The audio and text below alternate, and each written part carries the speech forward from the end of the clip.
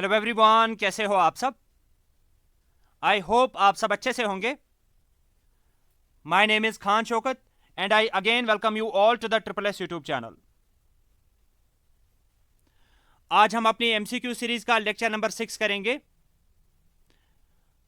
और आज के लेक्चर का जो हमारा टॉपिक रहेगा that will be again tabulation and compilation of data. ये इस टॉपिक के रिगार्डिंग हमारा पार्ट सेकंड रहेगा। अगर इसका पार्ट 1 अभी तक आपने नहीं देखा है, आप प्लेलिस्ट में जा सकते हो। लेक्चर नंबर 5 के नाम से आपको इसका पार्ट 1 मिल जाएगा। आज के लेक्चर को स्टार्ट करने से पहले I request you all to subscribe to this channel and don't forget to like and share the video. तो चलिए शुरू करते हैं आज की क्लास को। Dash is the systematic arrangement of data in rows and columns. आपको बताना है गिवन आर द 4 ऑप्शंस, इनमें से कौन सी चीज ऐसी होती है जिसकी मदद से हम अपने डेटा को अरेंज कर पाते हैं एक सिस्टमेटिक ऑर्डर में in rows and columns. Option number A will be the right answer, that is table. बात करते हैं क्वेश्चन नंबर 2 के बारे में। द प्रिंसिपल कंपोनेंट और components of a table is /r। आपको बताना है डेटा टैबुलेशन के टाइम पे जो हमारा टेबल होता है उसके प्रिंसिपल कंपोनेंट्स कौन कौन से होते हैं। Table number, title, head note, all of the above. Option number D will be the right answer, that is all of the above. These are all principal components of a table. और ये वाला question JSA के एक shift में पूछा गया था। ये क्वेश्चन हमने प्रीवियस लेक्चर में भी कवर किया था, लेकिन अगर हम टेबल की बात करेंगे, इनके अलावा भी टेबल में कुछ इंपॉर्टेंट पार्ट्स होते हैं, आपको वो भी पता होनी चाहिए। मैं लिख लेता हूं यहां पे। टेबल नंबर तो होता ही होता है, टाइटल भी होता है, हेड नोट भी होता है, साथ ही साथ होते हैं कैप्शंस एंड स्टब्स।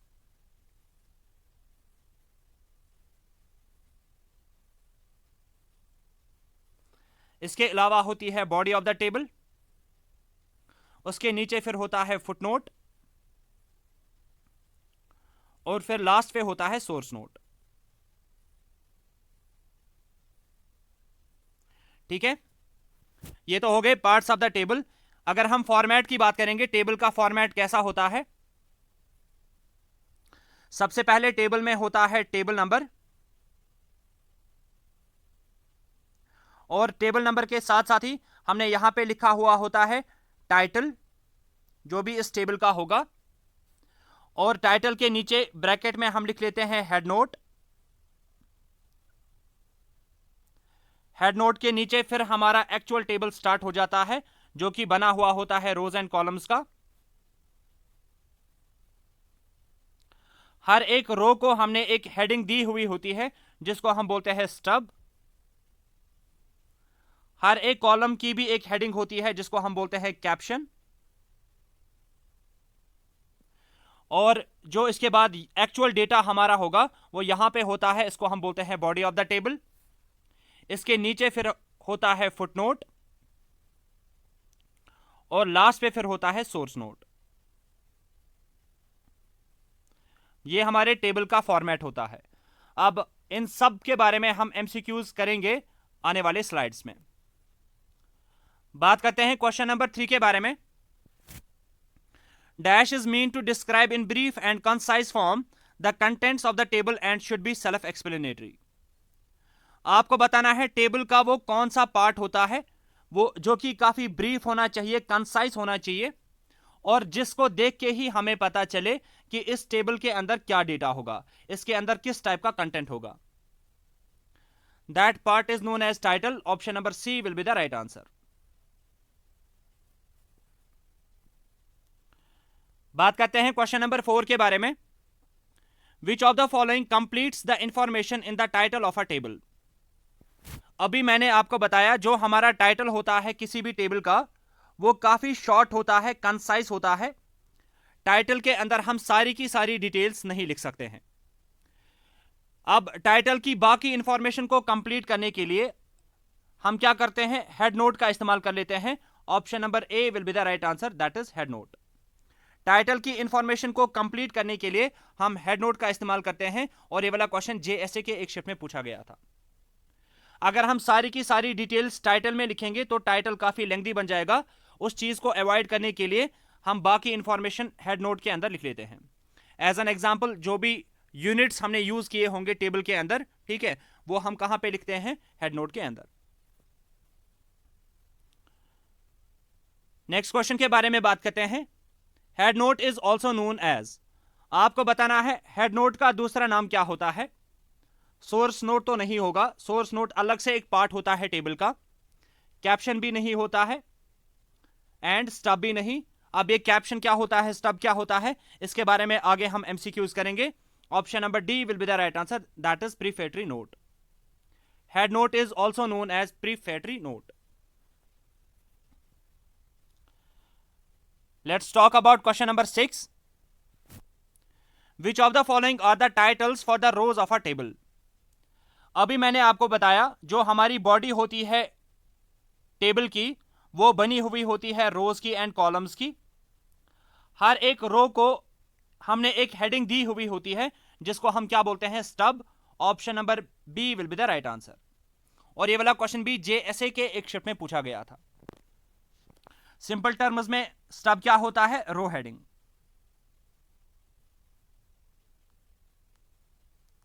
और अगर हम कैप्शन की बात करेंगे, कैप्शन क्या होता है?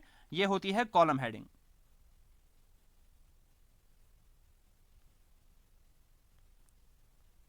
ठीक है, बात करते हैं क्वेश्चन नंबर 7 के बारे में।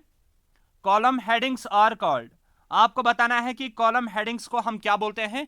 जस्ट अभी मैंने आपको बताया, option number A will be the right answer, that is caption.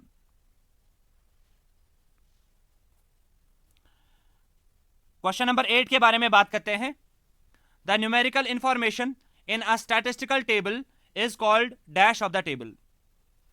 जो न्यूमेरिकल इंफॉर्मेशन हमारे टेबल के अंदर होती है उसको हम क्या बोलते हैं?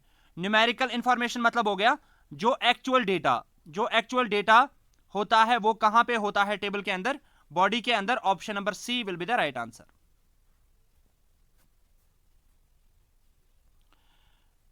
Let's talk about question number 9. When some characteristic or feature or item of the table has not been adequately explained and needs further elaboration for its complete description, dash is used for that purpose. आपको बताना है कि अगर हमने table के अंदर किसी item की डेफिनेशन को प्रॉपरली एडुकेटली एक्सप्लेन नहीं किया होगा, अगर हमने किसी फीचर को, किसी कैरेक्टरिस्टिक को प्रॉपरली एक्सप्लेन नहीं किया होगा टेबल के अंदर, उसको हम कहां पे एक्सप्लेन करके रख लेते हैं? Option number B will be the right answer, that is footnote. Next question के बारे में बात करते हैं। If the source of the table is not explicitly contained in the title, it must be given at the bottom of the table below the dash. आपको बताना है कि अगर हमने टेबल का सोर्स, यानी कि ये डेटा हमने कहां से लिया है, अगर एक्सप्लिसिटली हमने ये टाइटल के अंदर नहीं लिखा होगा तो ये हम कहां पे लिखते हैं? सोर्स हम कहां पे लिखते हैं? At the bottom of the table. और किसके नीचे? Below the footnote. Option number C will be the right answer. ठीक है, और सोर्स जो भी हमारे डेटा का होगा वो कहां पे हम लिख लेते हैं? सोर्स नोट के अंदर लिख लेते हैं। और ये कहां पे होता है? फुटनोट के नीचे होता है। सोर्स नोट के बारे में अगर मैं आपको इंपॉर्टेंट पॉइंट्स और एक दो बताऊंगा, ये जो सोर्स नोट होता है, you can say that it is an optional part of over data और टेबल, और ये जनरली हम तभी लिख लेते हैं जब हमने सेकेंडरी डेटा को यूज किया होगा।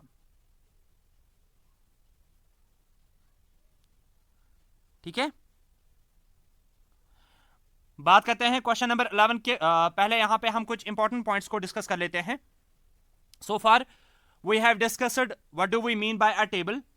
अब हम पढ़ेंगे कि टाइप्स ऑफ टेबल कौन कौन सा होता है। हम टेबल्स को क्लासिफाई करते हैं ऑन सर्टेन बेसिस।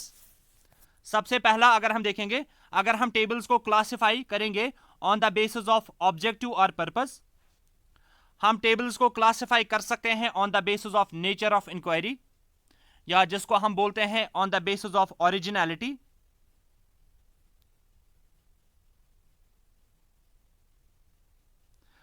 हम अपने टेबल्स को क्लासिफाई कर सकते हैं on the basis of coverage, या जिसको हम बोलते हैं on the basis of construction.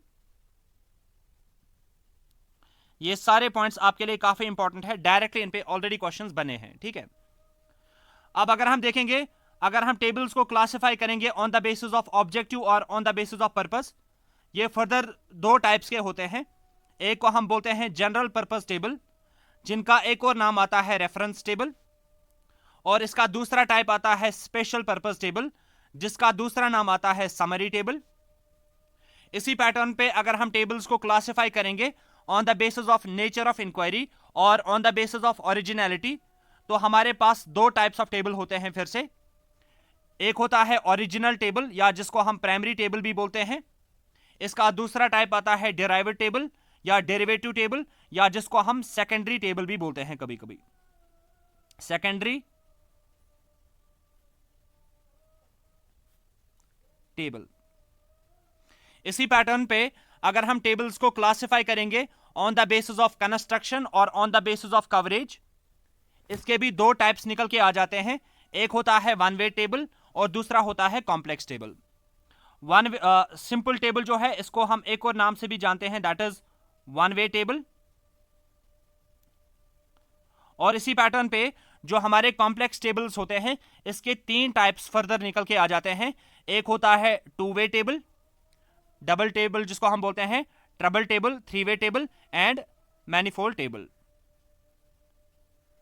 अब हम इनके रिलेटेड एमसीक्यूज करेंगे। Let's talk about question number 11। Which of the following is the basis of classification of the table. आपको बताना है कि हम किस बेसिस पे टेबल्स को क्लासिफाई करते हैं।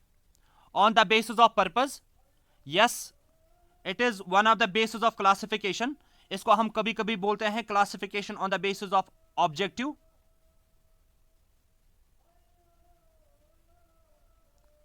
इसी पैटर्न पे हम टेबल्स को क्लासिफाई कर सकते हैं on the basis of construction, जिसको हम कभी कभी बोलते हैं कवरेज। इसी पैटर्न पे हम डेटा को क्लासिफाई कर सकते हैं on the basis of originality, जिसको हम बोलते हैं नेचर ऑफ इंक्वायरी।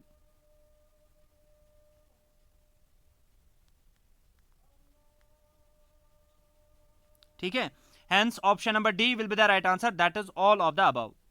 और ये वाला क्वेश्चन भी जेएसए के एक शिफ्ट में पूछा गया था। नेक्स्ट क्वेश्चन के बारे में बात करते हैं।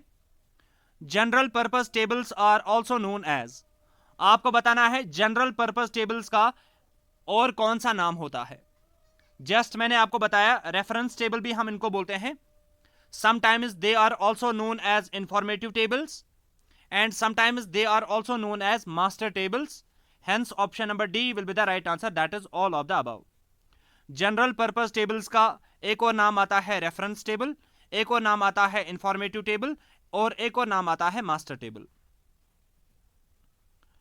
बात करते हैं क्वेश्चन नंबर 13 के बारे में। Which of the following tables serve as repository of information and are arranged for easy references. आपको बताना है इनमें से कौन सा टेबल ऐसा होता है जो कि सर्व करता है, एक्ट करता है as a repository of information, और ये कभी कभी हमारे लिए क्या करता है, एक्ट करता है एज अ इजी रेफरेंस भी। Option number A will be the right answer, that is general purpose table. इनको हम रिपोजिटरी टेबल्स भी बोलते हैं। वाई? बिकॉज इसमें बहुत सारी जनरल इंफॉर्मेशन होती है। एग्जाम्पल के तौर पे जो सेंसस टेबल्स होते हैं वो इस वाले कैटेगरी में फॉल करते हैं, जनरल पर्पस टेबल्स में। ये वाला क्वेश्चन भी जेएसए के एक शिफ्ट में पूछा गया था। बात करते हैं क्वेश्चन नंबर 14 के बारे में। Special purpose table is also known as. आपको बताना है स्पेशल पर्पस टेबल का एक और नाम क्या आता है। Option number B will be the right answer, that is summary table. ठीक है, ऑलरेडी मैंने आपको ये उस डायग्राम से समझाया था। स्पेशल पर्पस टेबल्स का एक और नाम आता है समरी टेबल, और यहां पे मैंने एडिशनल पॉइंट लिखा हुआ है, इनको कभी कभी they are sometimes also known as interpretative table. ये भी आप इंपॉर्टेंटली याद रखोगे, और ये वाला क्वेश्चन भी जेएसए के एक शिफ्ट में पूछा गया था। नेक्स्ट क्वेश्चन के बारे में बात करते हैं। On the basis of nature of originality of the data the tables may be classified into. आपको बताना है on the basis of originality of the data हम टेबल्स को किस में क्लासिफाई कर सकते हैं? Option number C will be the right answer, that is both A and B. On the basis of originality, tables can be classified into primary tables और derived tables, या derivative tables भी हम जिनको बोलते हैं, या सेकेंडरी टेबल्स भी जिनको हम बोलते हैं. नेक्स्ट क्वेश्चन के बारे में बात करते हैं. Simple table is also known as. आपको बताना है सिंपल टेबल का एक और नाम क्या आता है. Option number B will be the right answer, that is one way table. ये वाला क्वेश्चन भी जेएसए के एक शिफ्ट में पूछा गया था. Let's talk about question number 17 now. In dash table the data are classified with respect to a single characteristic. आपको बताना है कि वो कौन सा टेबल होता है जहां पे हम डेटा को क्लासिफाई करते हैं with respect to a single characteristic और सिंगल एट्रीब्यूट. उनको हम बोलते हैं simple tables. Option number A will be the right answer.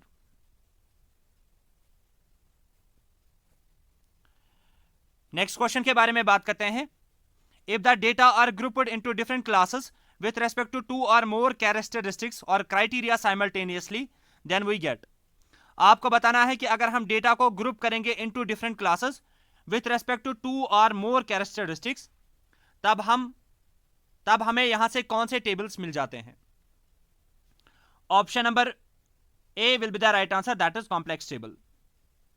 Complex table में 3 टाइप्स आते हैं बाद में. टू वे टेबल्स भी, जहां पे हम 2 कैरेक्टरिस्टिक्स को कंसिडर में लेंगे. 3 वे टेबल्स भी आते हैं एंड मैनीफोल्ड टेबल्स भी आते हैं. बात करते हैं क्वेश्चन नंबर 19 के बारे में. Higher order tables is also known as. आपको बताना है हायर ऑर्डर टेबल को हम और किस नाम से जानते हैं. Option number C will be the right answer, that is manifold table.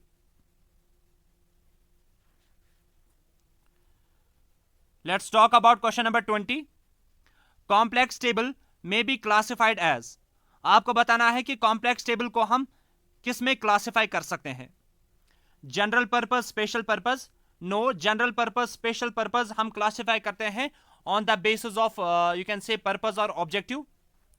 Original derived हो गया अगर हम क्लासिफिकेशन करेंगे on the basis of originality. अगर हम देखेंगे कॉम्प्लेक्स टेबल जो होते हैं इनको हम क्लासिफाई करते हैं on the basis of construction और कवरेज. और कॉम्प्लेक्स टेबल जो है इसके 3 टाइप्स निकल के आ जाते हैं. One is double table, triple table and triple table and manifold table. Double table को हम कभी कभी टू वे टेबल भी बोलते हैं. ये इंपॉर्टेंट है इसीलिए मैं बार बार रिपीट कर रहा हूं. ट्रिपल टेबल को हम बोलते हैं कभी कभी 3 वे टेबल भी. एंड मैनीफोल्ड टेबल मतलब हो गया जहां पे हम 3 से ज्यादा कैरेक्टरिस्टिक्स को ध्यान में रखेंगे, कंसिडर करेंगे. बात करते हैं क्वेश्चन नंबर 21 के बारे में. Quantitative classification means classification of data according to dash. Quantitative classification में हम डेटा को क्लासिफाई करते हैं किस बेसिस पे. लोकेशन के बेसिस पे, एट्रीब्यूट्स के बेसिस पे, टाइम के बेसिस पे, या वेरिएबल्स के बेसिस पे. Option number D will be the right answer, that is on the basis of variables. Quantitative मतलब हो गया जहां पे हम नंबर्स के साथ डील करते हैं, ठीक है. और लोकेशन के बेसिस पे अगर हम देखेंगे ये वो क्लासिफिकेशन होती है जहां पे हम डेटा को क्लासिफाई करते हैं on the basis of geographical area. Time जो होता है यहां पे ये हम करते हैं classification on the basis of chronology और टेम्पोरल क्लासिफिकेशन जिसको हम बोलते हैं. एट्रीब्यूट्स के बेसिस पे अगर हम क्लासिफिकेशन करेंगे उसको हम बोलते हैं quantitative classification, qualitative classification, qualitative classification. However इस क्वेश्चन का जो सही आंसर रहेगा that will be option number D. बात करते हैं क्वेश्चन नंबर 22 के बारे में. Variables are of dash types. आपको बताना है कि वेरिएबल्स कितने टाइप के होते हैं. Option number B will be the right answer, that is 2 types. अब कौन कौन सा टाइप हम वेरिएबल का इस्तेमाल कर लेते हैं. एक होता है आपका कॉन्टिन्यूअस वेरिएबल,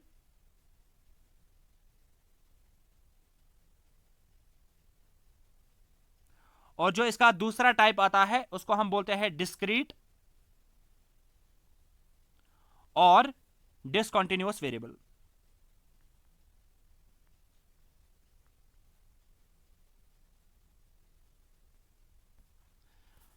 बात करते हैं क्वेश्चन नंबर 23 के बारे में। The difference between the upper limit and the lower limit of the class give dash of the class. आपको बताना है कि अगर हम क्लास का अपर लिमिट लेंगे और लोअर लिमिट लेंगे और उनकी अगर हम डिफरेंस निकालेंगे तो वो क्या बन जाता है किसी पर्टिकुलर क्लास का। एग्जाम्पल से समझाने की कोशिश करूंगा मैं यहां पे। लेटर से अगर मैं यहां पे एक ले रहा हूं टेबल, जहां पे मैं क्लासेस ले रहा हूं एज ग्रुप, और लेटर से यहां पे मैं ले रहा हूं फिर से number of students. Number of students जिसको हम फ्रीक्वेंसी भी बोल सकते हैं, क्लास फ्रीक्वेंसी। लेटर से एक एज ग्रुप में बना रहा हूं यहां पे 20 से लेके 25 तक, दूसरा एज ग्रुप में बना रहा हूं यहां पे 25 से लेके 30 तक। लेटर से इसमें 10 स्टूडेंट्स आ रहे हैं और इसमें 20 स्टूडेंट्स आ रहे हैं। ये हमारा टेबल है। नाउ ये जो टेबल मैंने यहां पे बना लिया, अगर आप देखोगे पर्टिकुलरली ये वाला क्लास अगर हम कंसिडरेशन में लेंगे, ये 20 जो यहां पे आता है इसको हम बोलते हैं लोअर लिमिट, ये 25 जो यहां पे आता है इसको हम बोलते हैं अपर लिमिट। फाइन। और 20 से लेके 25 तक जितने भी वैल्यूज आते हैं 21, 23, 24, 25 सो ऑन, इनको हम क्या बोलते हैं, इसको हम बोलते हैं क्लास इंटरवल और रेंज। अगर हम खाली दो एक्सट्रीम वैल्यूज की बात करेंगे, किसी पर्टिकुलर क्लास के अगर हम खाली दो एक्सट्रीम वैल्यूज देंगे उसको हम बोलते हैं क्लास लिमिट्स। और अगर हम इन्हीं दो एक्सट्रीम वैल्यूज का, upper limit and lower limit का, अगर हम डिफरेंस निकालेंगे, एज एन एग्जांपल यहां पे अगर मैं डिफरेंस निकालूंगा 25 माइनस 20 करेंगे तो रिजल्ट क्या आ जाएगा 5। अब ये जो 5 है ना, इसको हम क्या बोलते हैं, क्लास विड्थ और class magnitude. Option number A will be the right answer.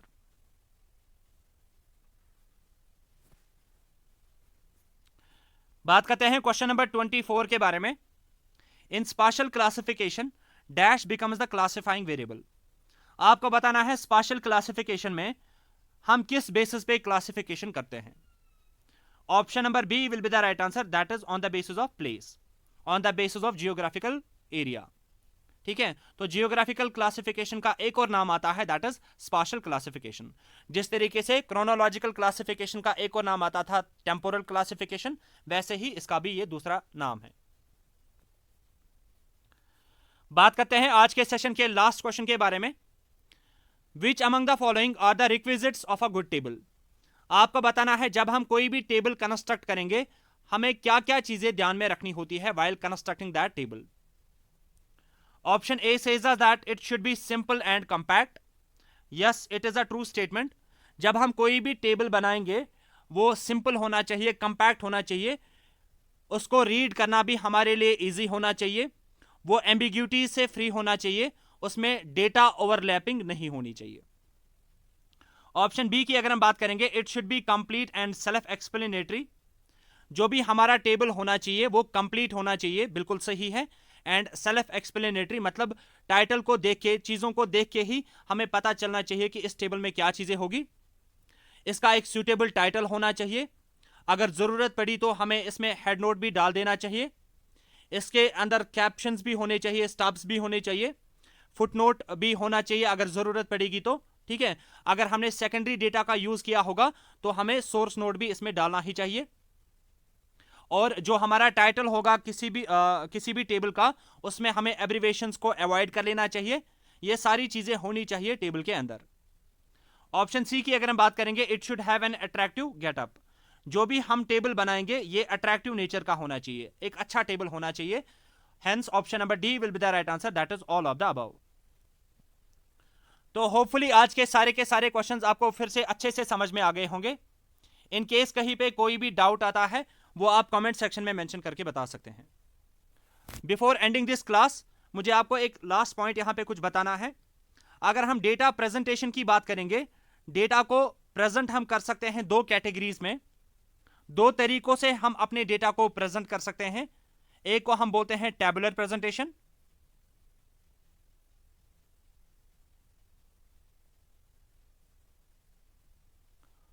और दूसरी कैटेगरी जो होती है डेटा प्रेजेंटेशन की, that is known as diagrammatic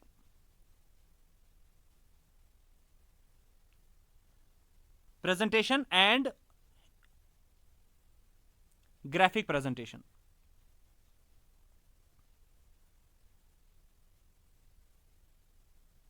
ठीक है, अब अगर आप देखोगे असल में हमें टैबुलर प्रेजेंटेशन भी पढ़नी होती है, डायग्रामेटिक प्रेजेंटेशन भी पढ़नी होती है। लेकिन अगर आप प्रीवियस साल के पेपर्स देखोगे जेके एसएसबी के, लाइक अगर आप जेएसए के जितने भी शिफ्ट्स देखोगे, एक भी क्वेश्चन डायग्रामेटिक रिप्रेजेंटेशन पे प्रेजेंटेशन पे नहीं आया है। तो यहां से हमें एक आइडिया मिल रहा है, हमें इस पोर्शन को शायद स्किप कर लेना चाहिए। ठीक है, फिलहाल के लिए हम इसको स्किप करेंगे और पहले हम नेक्स्ट लेक्चर में टॉपिक नंबर 5 को स्टार्ट करेंगे, और जैसे ही हम सारे के सारे टॉपिक्स को कंप्लीट करेंगे, बाद में हम इस डायग्रामेटिक प्रेजेंटेशन को भी थोड़ा बहुत कवर करेंगे मिसलेनियस टॉपिक्स में। ठीक है, तो hopefully you like the session. अगर अच्छा लगा, do hit the subscribe button and like button. मिलते हैं नेक्स्ट लेक्चर में। Till then take a very good care of yourself. Good bye.